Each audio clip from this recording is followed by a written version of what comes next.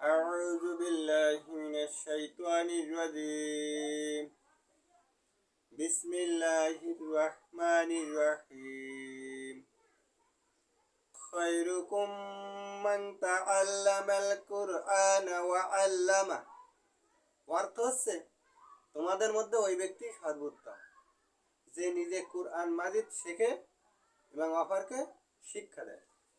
কুরআন শিক্ষা। আজকে আমরা পড়ব ইলমুত তাজউইদ।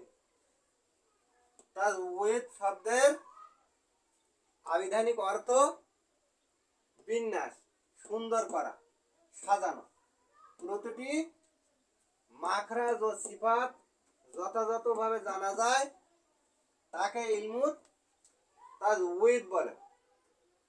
কুরআন তিলাওয়াতের তিনটি ঢং রয়েছে, যেমন তারতিল মানে কি ধীরে ধীরে পড়া যায়, দ্বিতীয়টি হলো মধ্যম পন্থায় পড়া যায় তাদউইর, তৃতীয়টি হলো দ্রুত গতিতে পড়া যায় হাদার হাদার হাদার।